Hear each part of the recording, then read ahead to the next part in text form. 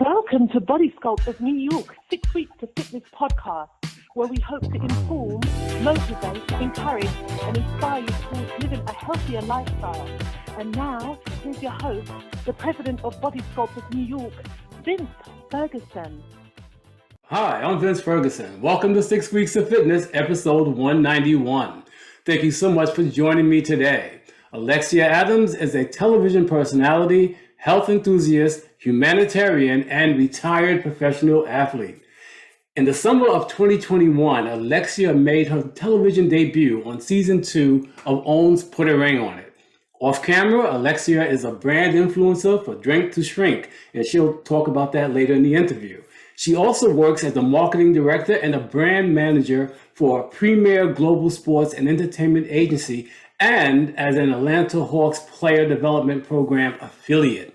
And here today on my 6 Weeks of Fitness podcast to discuss her career, entrepreneurship, and the importance of health and fitness is Alexia Adams. Alexia, how are you today? I'm great. Long week. long week. I hear you. So let's start from the beginning. Where did it start for you, Alexia? Where did you grow up and what was your childhood like? I was born in Jacksonville, Florida, but my parents, but we lived in St. Augustine. They moved up to Atlanta, Marietta, Georgia when I was 7. So when I was a kid, the only people I really was around was my family, my dad's brother, which is my uncle. Our families kind of moved up here together. And then honestly, I just wanted to be like my dad and my brother when I was little. So I used to mimic and follow my brother everywhere. And then my dad, threw in basketball. He was an ex-basketball player, played football, baseball, ran track, volleyball. He did it all. So I said, well, I want to do what I want to do it too. But honestly, when he first introduced basketball to me, I hated it. I didn't like it. But I wanted to do it because I knew he did it. I was probably like the worst my first year. But when I saw how bad I was, I worked that hard that summer. And the next year, I was the best player in the youth league. So really? Yeah. So you attribute that to hard work? Yep. Because I would see my brother pick up a ball, go up the street to the basketball court. I would just go with him. Really? So would you say your brothers or your father were your role models? I would say my father and my mom are my role models. I would say growing up, I wanted to be like my brother. Yeah. But as we got older, he would just get on my nerve. And I just feel like the way I think, me and my father, we pretty much think just alike. Really? Yeah. Are you very close with your parents now today? Yeah, I'm close with both of them. Probably more so my dad, but Wow. I pick and choose what I want to talk to one of them about. My dad is sports and men. My mom is business. I go to both of them, so yeah. Really? The best of both worlds there, Yeah. So you can talk to your father about men. Yeah. And your mom, you can talk to her about what, other girly things? Oh, well, just business. My mom, she's a regional director for Family Dollars all in Atlanta. She's overseeing all of them. So my mom is 4 kids. So it's my brother, it was me, it was my sister, my 2 little sisters, and the 2 little sisters were always with my mom. Me and my brother are a year apart. I'm 35, he's 36. Then my baby sisters are 30 and 29. So we were just kind of like, they would be with her, we would be with my dad, even though we all lived together. So they didn't do sports. We did sports. And I think they're more of the smart ones, you know what I mean? Like they're all into the books. My sister, she's like the biggest on saving. Me and my brother, we just think we live that life. So we've always been kind of like, I don't know, it's weird, but we've all been pretty close. Nice. One big happy family though, I would say, Yep.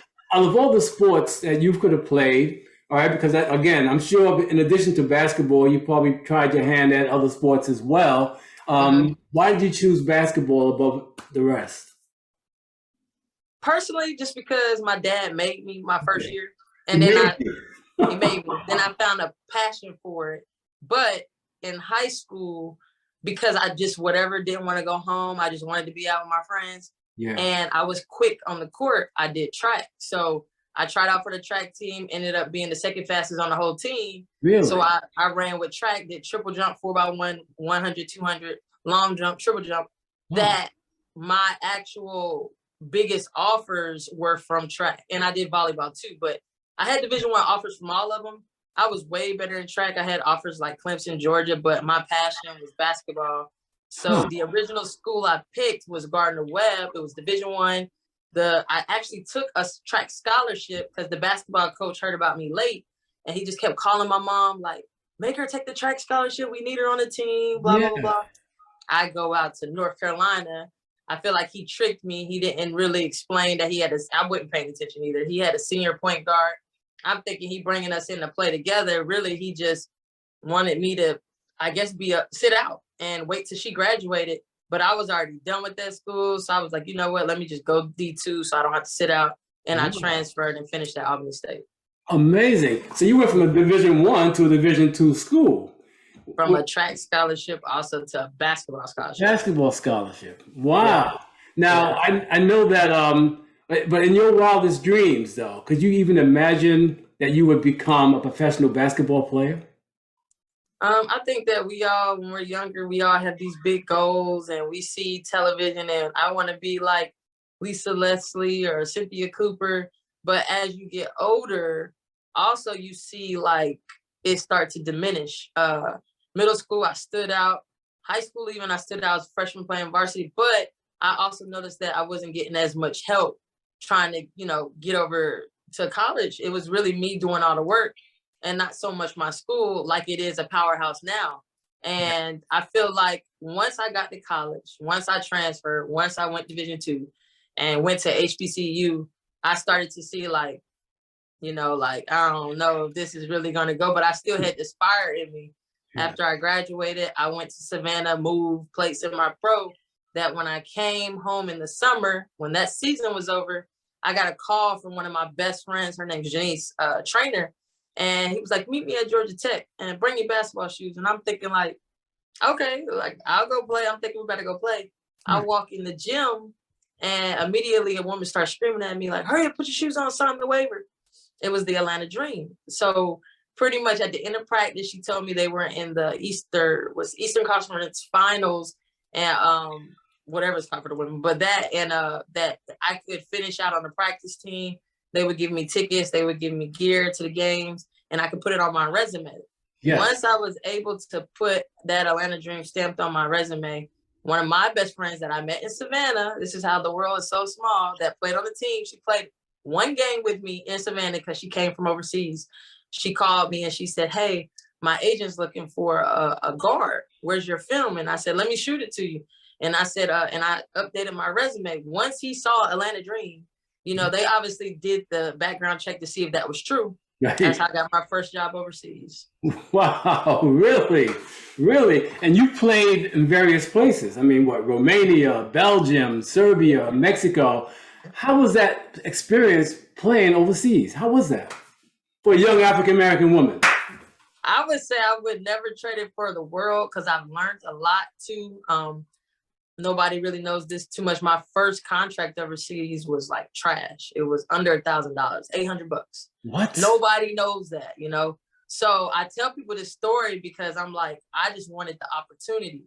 What? I came from a Division II school. It was only 3 or 4 Americans on the team. And I was the only American that, really didn't have a big resume like that. So I went out there, took the chance. I said, man, I just need this chance to prove I can do it. Yeah. Played pretty good. The team, even with that money, had issues with paying.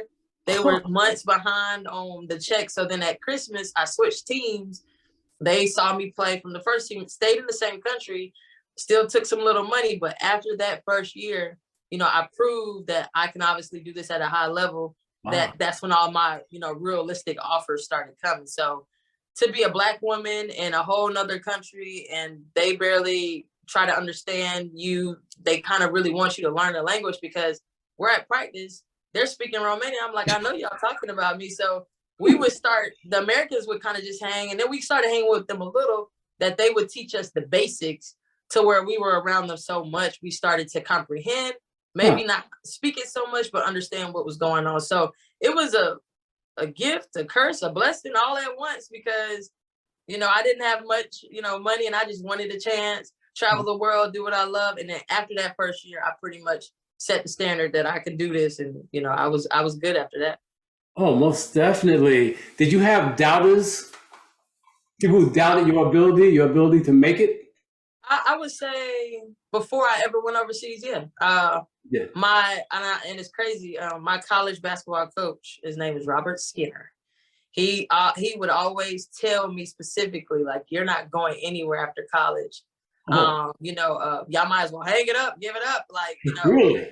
He would say that when I finally went overseas, he was one of the first people I think I talked to after that year. I think he called me. I can't remember if I called him. And he said, you know, Lex, I was wrong about you. And he was like, you know, and it kind of felt good because I felt like he always had a target on my back. Yes. He felt like I thought I was better because I came from a Division I school, which I was. But at the end of the day, I was at an HBCU school. You know, there was a lot of favoritism going on. And I was just like, man, kept wanting to transfer, but I was like, let me just stick it out. Let me just play through it. So it's crazy that out of all the players that, you know, pretty much went overseas, I was pretty much the first one to go from that university to play professional.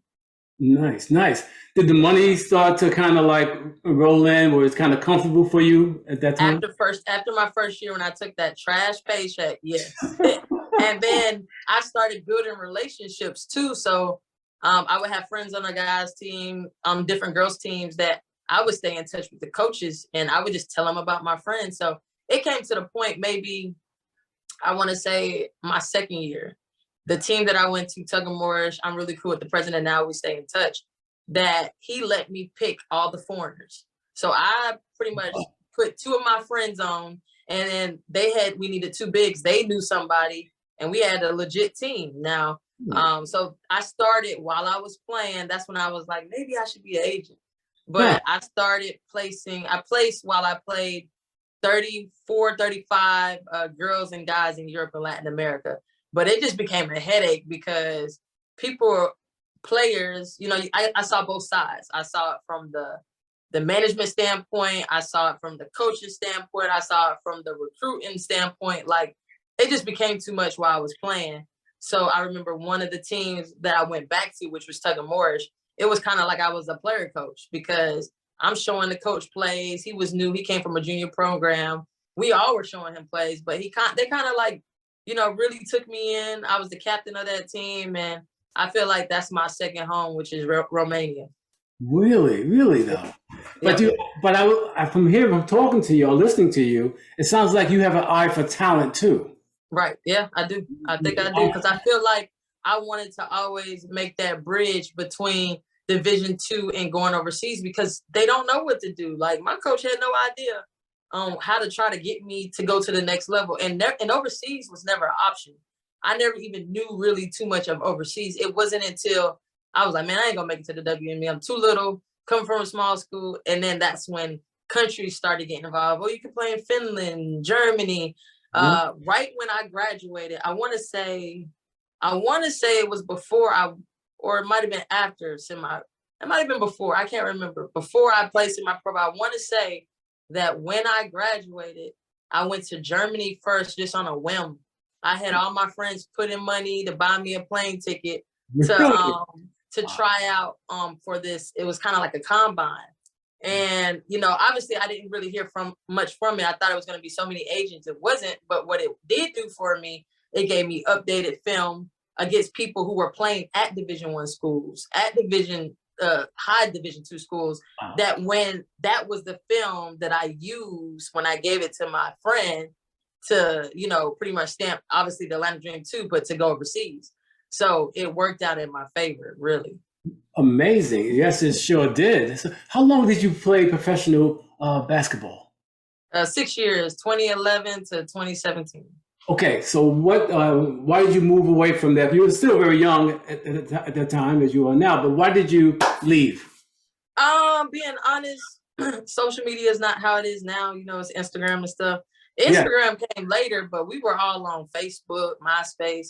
I started to see a lot of my female friends getting married. I started to see a lot of my friends having kids. I started to see a lot of my guy friends get married. Yeah. And for women, it's a whole lot different because we play year round. We play those 8 months overseas, and if you're good enough to play in the WNBA in the summer. So I was really only home in the summer. I passed up on a lot of relationships. I tried to deal with people when I was there, and it just never worked out. And it came to the point where I missed home. It was a lot of teams that I played for. I couldn't go home for Christmas. There's a lot of teams I played for. I couldn't go home for Thanksgiving. I couldn't go home for holidays.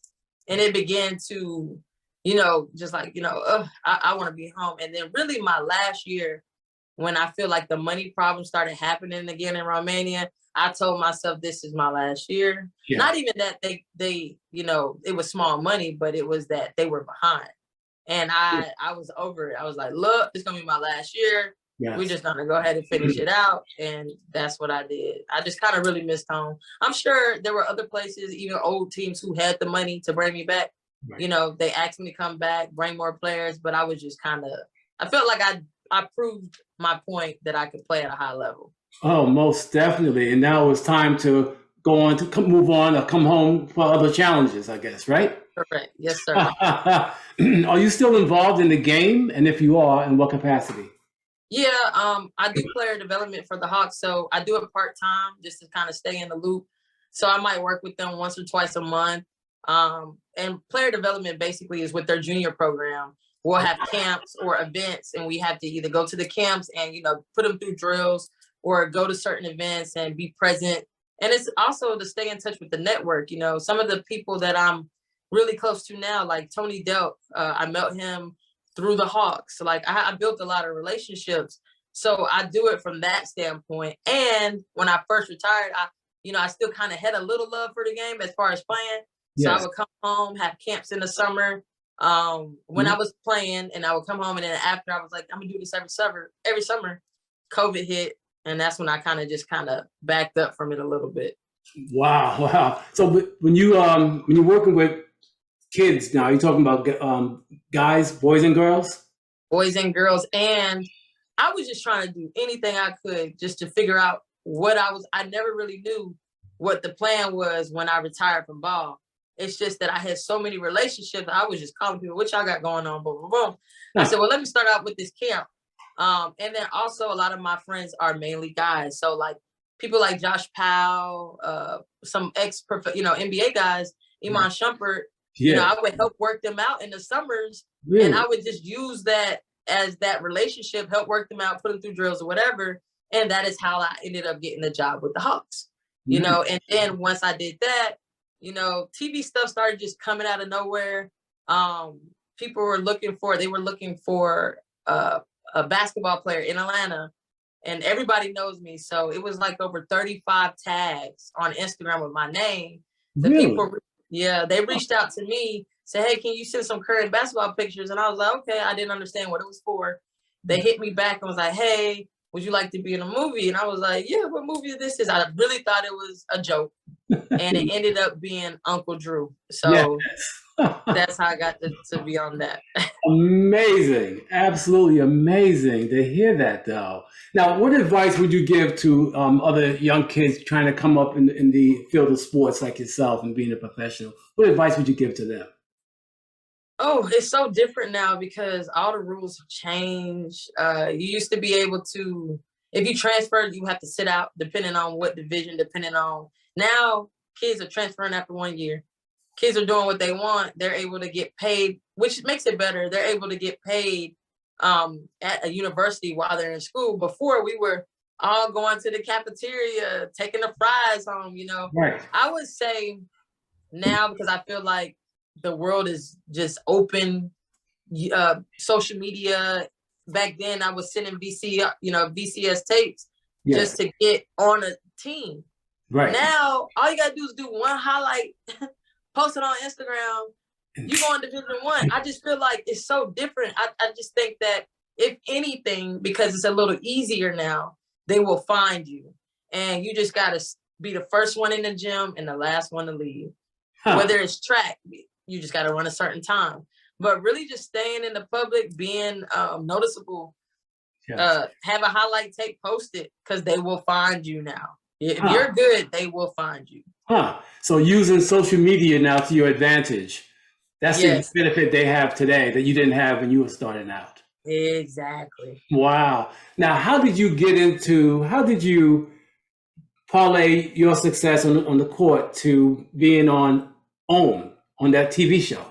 That came out of nowhere. How did that work out? I actually was dating someone else the year before. Me and my ex, we were back and forth more often on when I was overseas, because like I said, I tried it just wasn't working. That we actually reconnected January of last year, 2021. And this is before a show ever came to me about an opportunity or anything. Right. I got a DM from obviously someone that was in casting and said, hey, do you know anyone in a relationship? Basically, asking me questions. And I said, well, yeah, I'm in a relationship. And they said, well, who? And then I sent them his information. She hit me and was like, hey, are you interested in, doing a show? I was like, what's it about? And then she told me. So she called him. They interviewed us, sent them pictures and stuff. And I think they just liked how our dynamic was in our interviews. And that is really how we got picked to be on that show. They scouted us. They recruited, they vetted us. They vetted you guys. Yeah. Was it a good experience for you? Really? He said no? He said no. Yes no. And no. Really? Why no? Because someone that I had a relationship, as far as even friendship, like friendship is big to me. I value my relationships with my friends and family. Yes. Knows all my business. We reconnect, we're trying to figure our situation out. And, he goes on national television and sleeps with someone else. And I just felt like it was the biggest disrespect at the Most High. Like, I understand, and it sounds crazy, like people cheat, people do whatever. But my thing is, don't have me on national television. Yes. And you're telling, and it all played out, because one thing, the camera don't lie. Yeah. So a lot of things that pretty much I saw, when it was seen on television, I didn't witness that stuff. I never saw it. People say, well, did you see red flags? And I would say, no, because I'm not around him 24/7. Right. Now, when I would have questions about things, I'm not going to other people. I'm going to him. And he'll tell me, okay. But I think for me, that probably was obviously needed, because there was a lot of things that I didn't know. But it wasn't the best experience, because as it played out on national television, I just felt embarrassed every week to have even went on television with them, so yes. In the end, I feel like, I chose myself, and, everything, I feel like things happen for a reason. People are in your life for a reason and a season. Yes. And I feel like all the dots started to align when I was done with that show, when I was leaving him, when I started meeting other people and seeing how genuine they were. And certain people that I've already knew, I kind of stopped messing with some people. I started to really pay attention to everybody's red flags, friends, family, foe, whoever. Like, I just want to be around good energy. If it's not good energy, like, keep it away from me, Yes. So that's a good learning experience, right? Mm-hmm. Going forward. Yep. Excellent. I'm glad to hear you say that. And but I want to also now talk about the fact that you're no longer playing professional basketball. What are you doing to stay in shape? Because you're an athlete. You got to stay in shape. I will say, when I started filming that show, I probably picked up 15, 20 pounds, because we couldn't really go nowhere. And me probably being a little lazy after that too, because we couldn't go nowhere. And I would say right after the show, even a little bit before the show, I had already started my business, which was Drink to Shrink, a detox and weight loss. And it started to do really well, as the show was ending or whatever, as it was airing. But I pretty much now, I do this thing to where, I have a trainer now. Before I had a trainer, I do this thing with Robert Russian and Toya called Wait No More. Mm-hmm. Like, if I can't make it to the gym, or because of COVID, everything's closed down, it's an app that pretty much you download and you can do workouts from home. And then certain days during the week, I would meet up with them and we would work out. And it was different. It's different things. So you have a cycling class. You have a track, we call it track fit. It's like you're dancing and working out at the same time. Nice. You have different types of classes. And I started to see, like, that would be the only way that I would be motivated to go to the gym, because talking to any other retired player, they'll tell you that's the last thing they want to do. Just is work out? go to the gym. Like, no, but when you're doing it for fun and you're doing it to get better, then as I told you, I feel like people started coming in at the right time. I was trying to lose weight. I said, let me take this serious. Let me drink my juice. Let me watch what I'm eating. I met another good friend of mine. His name's Tobias. And he kind of introduced to me about, I don't know, we just started talking. He introduced to me about like getting negative energy off of you and kind of focusing more on yourself. So like every morning for 15 minutes, I meditate. I do this thing called Tai Chi. And when I started doing this stuff, like it's like I'm woke now. I'm starting to see and feel different just about how I'm moving. I'm paying attention to what I'm eating. I take his sea moss, but I'm starting to take sea moss and the benefits from it. Whereas I could do and party before in college, next day I'm up and popping. But now it takes me a day or two to recover, you know? Yes. I started eating key limes because they're pretty much good for your, it's a superfood. It's good for your teeth. It's good for your health. It's good for everything. So I started really to pay attention instead of just doing stuff to be doing it. But why am I taking this? What benefits is it for me? What can it do for my health? Like, I really started to pay attention to what I was putting in my body, because you can work out all you want, but if you're eating the wrong things and doing things in high qualities instead of moderation, you know, you're going to get the same results. Most definitely. So with that in mind, you're exercising on a regular basis? Yep. Now, especially now, I have coming up actually February the 1st. You know, I have a challenge that I just want to do on YouTube or on Instagram for people who are trying to lose weight, trying to be physically fit. Basically a 30-day challenge. Like, let's make it a goal. My goal is to try to work out two times a day, but at least once, and drinking my juice and trying to pay attention to what I'm eating no more than 1,200 calories a day. You know, just really trying to pay attention to what I'm doing. That my goal is to see how much weight I can actually lose in 30 days, being consistent. Before, I would work out here and there, but I wasn't consistent. Right. And anybody will tell you, it's just like shooting free throws, you know, it's repetition, repetition, repetition. Like, I got so much muscle memory in me. If I go to the court tomorrow and I probably haven't touched the ball, who knows when, it's going in, you know, it's going in. Yes. But it's just basically being more consistent, being more aware, taking my juice. With the juice, it's lose 5 pounds in 5 days. Like, that's the overall objective, but you want to keep taking it. And with me, I'm detoxing inside and out, the negativity, the everything. Like, I just wanted to be open. So you want to take the juice 30 minutes before each meal. If you eat 3 times a day, 3 times. If you eat 2 times a day, it's going to last you for 7 days, twice a day. But I mean, it really works. I have people who are repeat customers. I have people who say, hey, Lex, you kind of really changed my life. Like, I need to keep doing this. Like, thank you. And then I have people who, you know, obviously, you know, they want to be an entrepreneur. You know, I give them my advice as far as what they can do, you know, to make residual income. So. Yes. And you're talking about drink to shrink. Yes. That's what you're talking about, that weight loss juice that you are selling. Now, are you the owner of the company? No, so it's more so like an MLM. And my friend who introduced me to it is the owner of Drink to Shrink, the name. And then it's kind of like you take that name and then you add yours to it, like Drink to Shrink with Alexia. So I'm the owner of that, Drink to Shrink with Alexia. But I think now I'm going to end up moving more in a different direction as far as actually trying to get the best of the best and patent it myself, to where it's just all solely mine, you know. So that's the goal. Do you have a different name? Would it be the same name? I'll probably keep the name because I own the name Drink to Shrink with Alexia. You know what I mean? He just owns the name Drink to Shrink. My friend who put me on it. Yeah. Yes. Now, that's amazing because I run a nonprofit organization, health and fitness organization. We focus on obesity prevention. And obviously, I love hearing stuff like this because I would love to also promote it, let people know about it. But what is it about Drink to Shrink, though, that you feel is different from the other products out there? When you play overseas, there's a lot of things you can't put in your body because they can be tested as a positive for like a steroid, even like a Red Bull.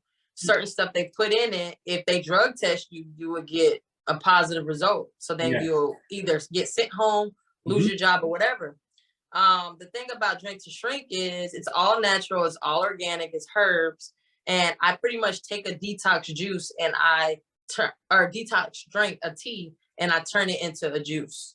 So the fact that it's all natural, it comes with the meal plan. Yeah, and it's good for you. It's a lot of benefits to it. It's good for your bowels. It's good for just weight loss, detoxing. I mean, you can really feel the difference even after 2 days.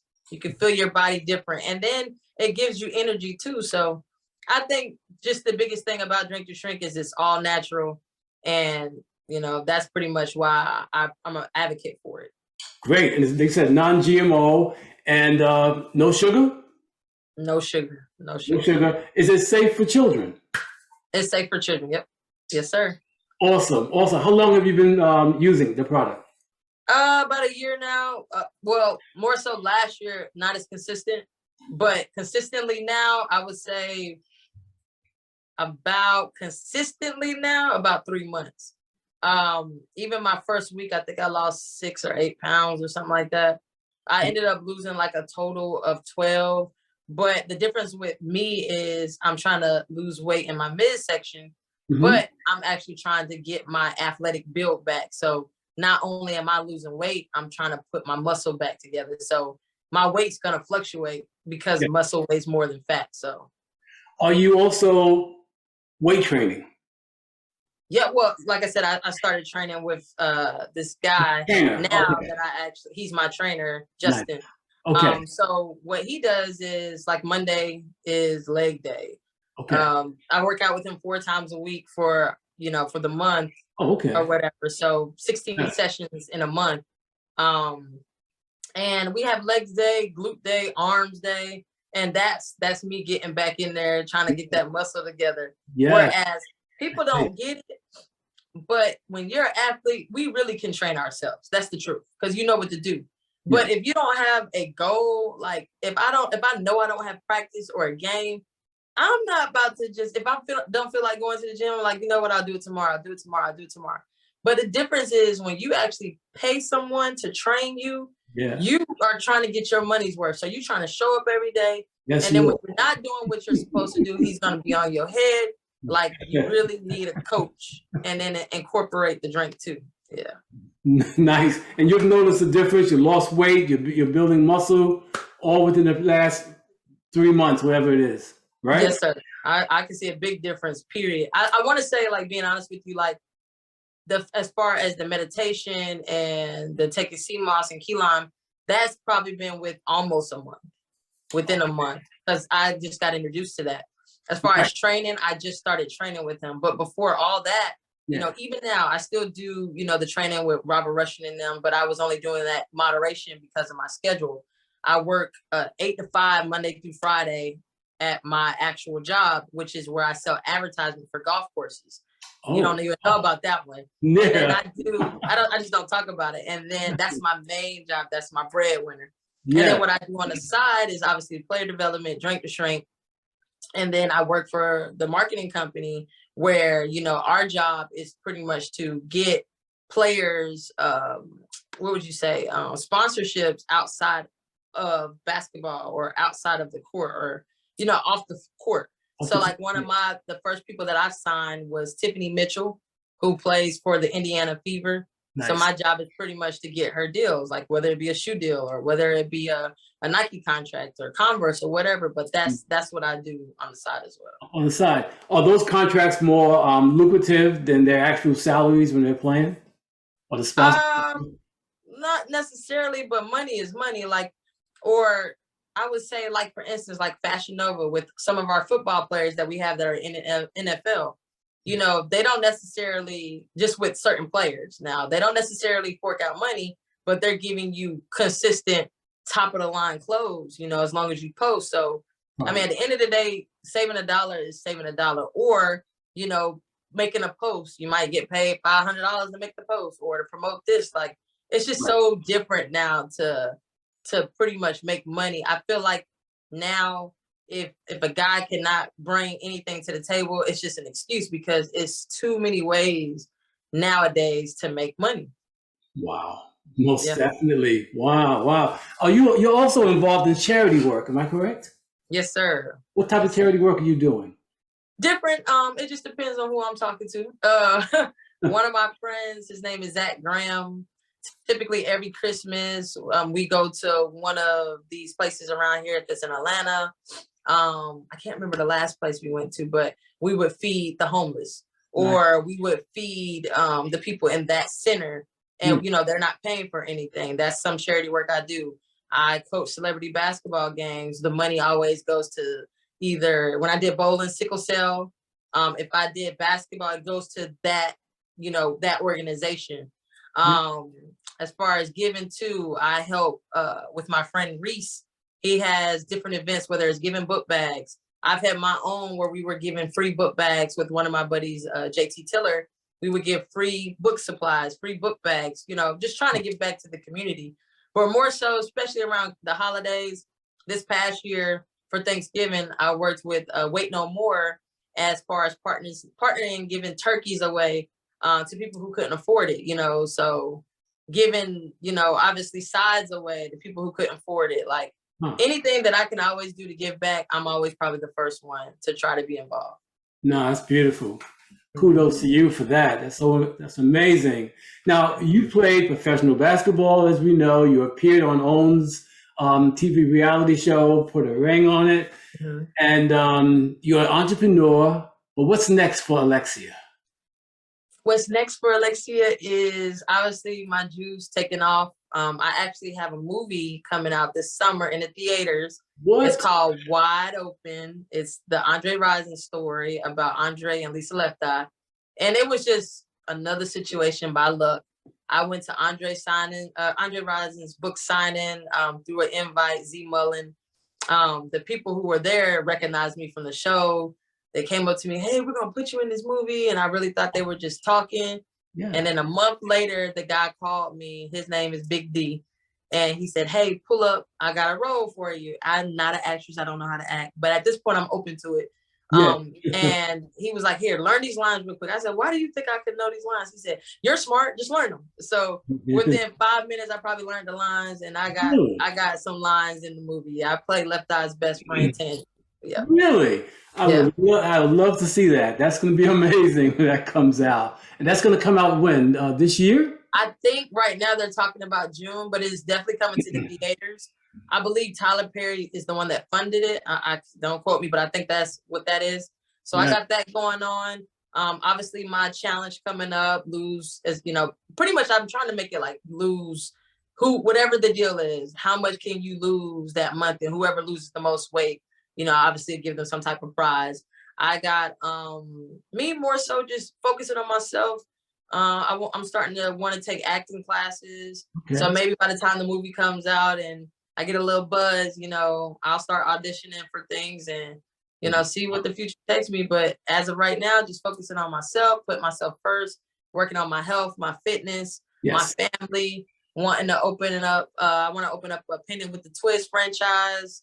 I got a lot of things I'm trying to put my hands on. So I'm just trying to do it the smart way. Yeah. The smart way, not the easy way, but the smart way, right? Right. And it all depends on your health first, and putting yourself first. Good for you. Yes, now, where can my listeners and viewers find out more about Alexia Adams? Okay. Instagram, it is Alexia Adams 24. That's Alexia Adams, ADAMS 24. You'll also, if you go to my Instagram page and you click in the bio, it'll take you to my website or to my business page, which is Drink to Shrink, Alexia's Drink to Shrink. So that's ALEXIAS, Drink to Shrink, the number 2. Facebook, Alexia Adams, Twitter, Little Lex 24. And yeah, you can order the Drink to Shrink online. If you're not in Atlanta, I do ship, just charge for a shipping fee. Also what comes with the Drink to Shrink, you know, we have other products. If you know, want to really dive into losing this weight and working on it, you know, we sell drops where it kind of suppresses your eating. And you go with the drink, and I mean, it's just more so the level of weight you're trying to lose. So All of that can be found on the website, though, which is Alexia's Drink to Shrink. Right. And it's also, you said on Instagram, right? As well? Yep. Yes, sir. Yes, sir. Amazing. Awesome. Now, all I'm going to say is this has been great. And Alexia, I really appreciate you coming on my show today. I appreciate the invite. Thank you so much. And to my listeners, I truly hope this program was informative, encouraging, and inspiring, and that you will continue tuning in to our 6 Weeks of Fitness podcast. And if you have any questions, comments, or suggestions for the show, please leave them in the comment section below or email me at vince@sixweeks.com. And please don't forget to subscribe so you don't miss any future episodes. And remember, we don't stop exercising because we grow old. We grow old because we stop exercising.